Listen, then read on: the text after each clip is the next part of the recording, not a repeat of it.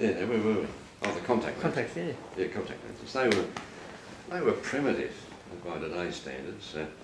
I'd heard about them from a brother of mine who was over in Canada during the war, and he'd picked up the fact that the Americans were developing contact lenses and suggested that I try them for football. Back in those days, I was very, very short-sighted, and plastic lenses in normal spectacles just weren't available, strangely enough. Neither were developing contact lenses. Mm-hmm. So I couldn't really play with the glass lenses, just too dangerous. Yeah. So I went into a supplier in Melbourne, tracked them down, went in and had the lenses fitted. It was trial and error. Okay. It was very early days. They didn't take a cast and form them with those. It was try this one, if it's too small we'll try a bigger one. Very painful process.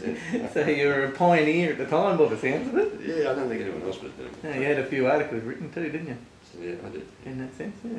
So I'd pop into the supplier at lunchtime, get the lenses fitted, go back to work at Newport Power Station, and then after work back again to the supplier. So for about 4 or 5 hours I had these lenses in. If they were the wrong fit, it was good fun. Quite agonising. Yeah, a bit dried out, would it? Yeah. Normally, yeah. So did you have any troubles with them during the finals in '49? No, they worked well. The only time I had strife with them was a bright sunny day. In the second half, vision would start to disappear. Okay. So it's just like a big fog would set in as the buffer solution, the fluid at the back of the lens would become, I guess, worn out, or it would deteriorate to the point where everywhere you looked there was a fog. Mm-hmm. Bright light had a rainbow around it, that sort of thing. Yeah. Okay. So vision just gradually deteriorated. So 1950, was 1950 any different? Were the expectations big around 1950 leading up to the season and throughout the season? There were a couple of problems with 1950. Firstly, I'd concluded my training with the SEC, so I was appointed as an engineer, and that came with a lot of restrictions. It was made pretty clear to me that I had to make a choice. Was it football or was it engineering?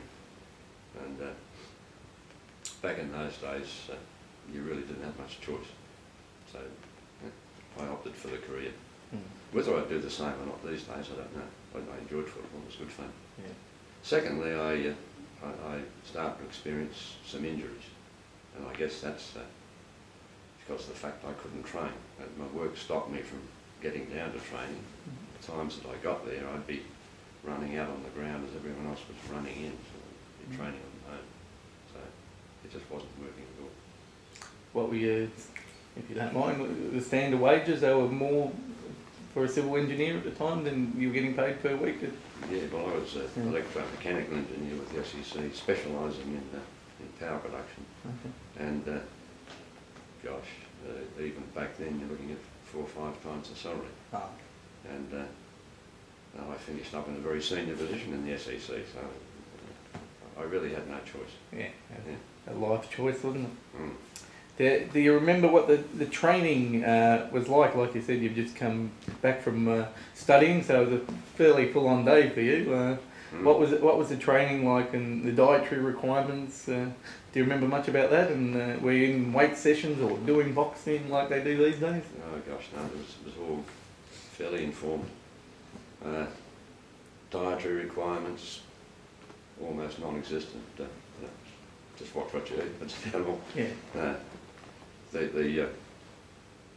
This was a sort of informal advice, not from the staff, but have a big steak and eggs early lunch before the game, which is not a good thing to do. A lot of protein there. Yeah. Don't get stuck into the grog after Thursday. Okay. Not much else apart from that. Training-wise, not much control, not much instruction on what to do. A bit of circle work, bit of end-to-end kicking. There wasn't much emphasis on cardio. You pretty much looked after your own sort of stamina and fitness-wise in that sense. Yeah, but there was not much in the way of staff. I mean, the coach had no assistants at all. So there's no way in the world he could have provided any instruction or done much thinking about what was required. Yeah. There wasn't time for it. That was a very semi-professional sort of outfit back then, wasn't it? Yeah. Like you said, finances and things like that. Yeah. Do you recall anything that stood out that's different to today? I remember seeing some photos of some Collingwood players smoking and all that during half time. Or gosh, yeah. That was the regular thing. yeah. Not just half time, quarter time. There'd be quite a few guys lighting up. Yep. Provided with cigarettes by the small group of people who came out to surround the group. Mm-hmm. Yeah, smoking was the norm. Yeah, because I mean most of people come back from a working class sort of background, yeah. And smoking was far more common back then than it is now. Yeah, with not as many ads on. Mm.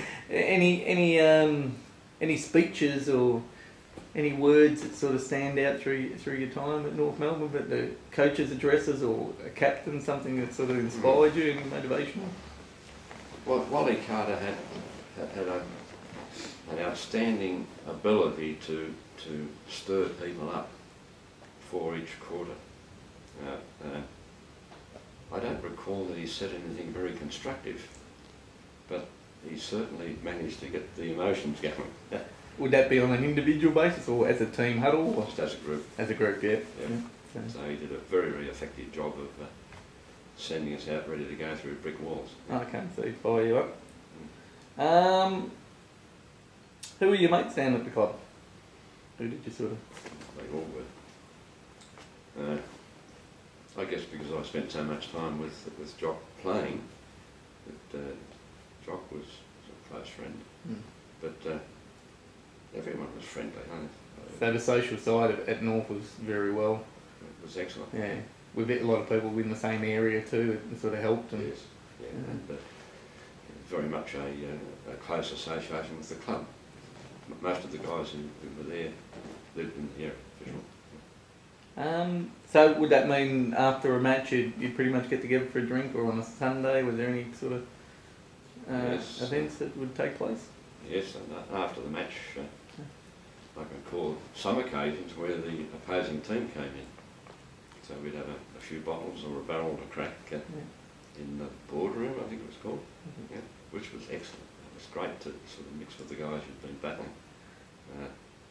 Apart from that, one of the supporters, who shall remain nameless, invited us into a hotel in the city. So that was, got to be careful what I say here, but it was 6 o'clock closing, and by 8 o'clock our football money was gone. Okay, so it got very social. But yeah, it sounds like the camaraderie was great, like you just said. Even with the opposition, it's great to see that you sort of went back and you had a drink, and what happened on the field stayed on the field. It did. Yeah. Made some very close friends with the opposing players. Yeah. Bobby Rose, for example. Yeah. Okay. Was there any after season or pre-season travel arrangements that you went on with the team? Did you? Well, the outstanding one had to be 1949, the trip to Hobart. It was, at that time it was a really outstanding effort for the club to organise that, to finance it. It was really great. 9 or 10 days in Tasmania, mostly in Hobart. It was an excellent trip. And they took you in fairly well, though? You got a fair bit of press exposure by the looks of the articles that were written? And we did, and well, they turned on a couple of balls just for our benefit. Yeah. So we've already laid our roots down there in Hobart, so it's nothing new to get there for a couple of games. Right. Did you have a nickname? No, I didn't. No? Not at all. No? Okay. Just something general. What's your favourite colour? Oh, blue. Blue? Blue and white, maybe? Yeah, well, blue, as long as I remember. Yeah. Favourite drink? Favourite drink? Well, these days it's Scotch. Scotch? Neat? Yes. Neat. Favourite movie? Oh gosh, of all the movies I've seen in the last 20 years, I would say Avatar. Avatar, okay. So you like all the new 3D graphics and the technology.